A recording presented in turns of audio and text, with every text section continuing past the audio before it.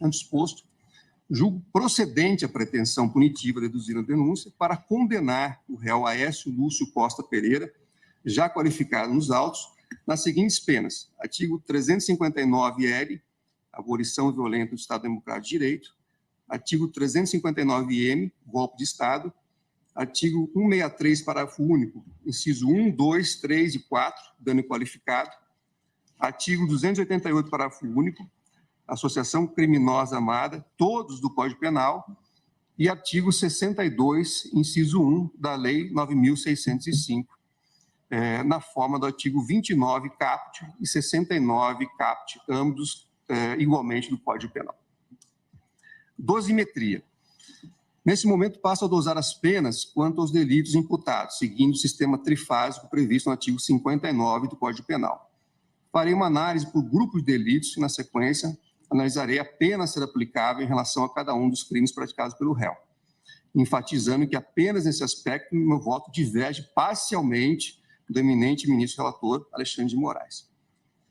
Então, na primeira fase da fixação da pena, analiso as circunstâncias elencadas no artigo 59 do Código Penal. O réu não registra antecedentes penais, inexistindo condenações criminais transitadas em julgado em desfavor capaz de autorizar o aumento da pena. A personalidade do acusado e a conduta social não estão delineadas nos autos. O direito penal, aliás, é do fato e não do autor. Os motivos e as consequências do crime não merecem maiores considerações ou desdobramentos, pois resvalam nas elementares do tipo penal, dos tipos penais em questão. A culpabilidade e as circunstâncias, por sua vez, mostram-se gravíssimas, pois os atos criminosos foram praticados em concurso de inúmeras pessoas por meio de invasões, depredação e vandalismo causadores de impactos imensuráveis. A reprovabilidade da conduta é imensa, tendo o réu elaborado vídeos, compartilhando imagens e produzindo materiais do episódio destrutivo, revelando dolo intenso de praticar a conduta criminosa e o desprezo quanto à eventual persecução penal. Na segunda fase da aplicação da pena, não verifico a presença de circunstâncias atenuante ou agravante, razão pela qual mantém a pena no patamar anteriormente fixado. Rejeito a aplicação dos artigos 65, 3D e E do Código Penal. Primeiro, porque o réu, em momento algum, admitiu os fatos, limitando-se a mencionar que participava de pacíficas manifestações. Segundo, porque é evidente que ele deu causa à turbulência provocada. Na terceira fase da aplicação da pena, não vislumbra a presença de qualquer causa de diminuição ou aumento.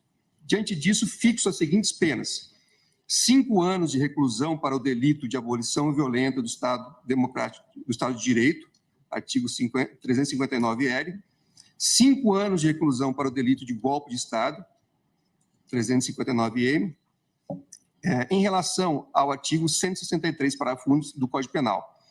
Primeira fase de fixação da pena analisa as circunstâncias do 59 do Código Penal. O réu, igualmente, não registra antecedentes, inexistindo condenações transitadas em julgado. A personalidade do acusado e a conduta social não estão delineados nos autos. A culpabilidade, motivos, circunstâncias e consequências do crime merecem profunda consideração, tendo em vista o emprego de intensa violência contra pessoas e instituições públicas, o uso de substâncias inflamadas ou explosivas e o considerável prejuízo ao Estado numa trama delitiva praticada em concurso com vários agentes. Emerge, pois, a aplicação do artigo 163, parágrafo único, inciso 1 a 4. Utilizo uma das qualificadoras para a fixação da pena base, nesse momento, dosimetria, e as 3 remanescentes para o aumento da punição, reputando razoável e proporcional, em razão do contexto fático evidenciado, a pena de 1 ano e 6 meses de detenção. Na segunda fase da aplicação da pena, não verifico a presença de circunstância atenuante ou agravante, razão pela qual mantenho a pena no patamar anteriormente fixado. Rejeito a aplicação dos artigos 653D e E.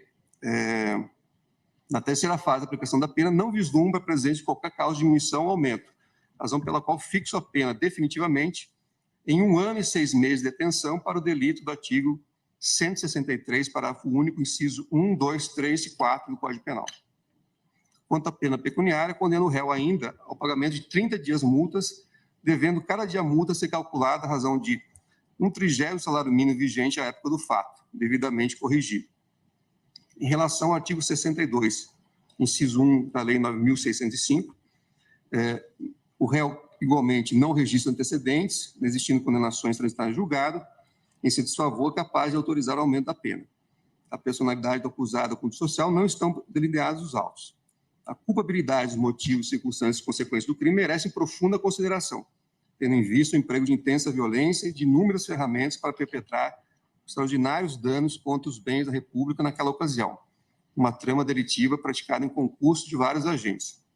Reputo razoável, portanto, a fixação da pena de 1 ano e 6 meses de reclusão. Na segunda fase da aplicação da pena, não verifico a presença de circunstância atenuante ou agravante, razão pela qual mantenho a pena no patamar anteriormente fixado. Rejeito a aplicação dos artigos 65.3d e e do Código Penal. Na terceira fase da aplicação da pena, não vislumbra a presença de qualquer causa de diminuição ou aumento, razão pela qual fixo a pena definitivamente em 1 ano e 6 meses de reclusão para o delito do artigo 62, inciso 1, da Lei 9.605.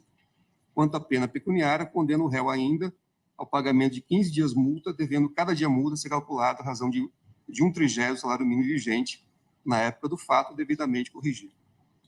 Em relação ao artigo 288, parágrafo único do Código Penal, também na primeira fase, observa a mesma linha, o réu não registra antecedentes, a culpabilidade, a personalidade do acusado com o social não estão delineados nos autos, a culpabilidade, os motivos, circunstâncias e consequências do crime merecem profunda consideração, tendo em vista o emprego de intensa violência e o uso de inúmeras ferramentas para perpetrar os extraordinários danos contra os bens da República naquela ocasião, uma trama delitiva praticada em concurso com vários agentes. Reputo razoável, proporcional, portanto, nesse contexto, a fixação da pena de 1 ano e 6 meses de reclusão. Na segunda fase, não verifico a presença de circunstâncias atenuante ou agravante, razão pela qual mantenho a pena no patamar anteriormente fixado. Rejeito a aplicação dos artigos 65.3d e e do Código Penal. E na terceira fase, desponta a causa de aumento esculpido no artigo 288, parágrafo único. Reputo razoável, proporcional ao aumento de 1/3 e alcança o patamar definitivo de 2 anos de reclusão para o crime do artigo 288, parágrafo único do Código Penal.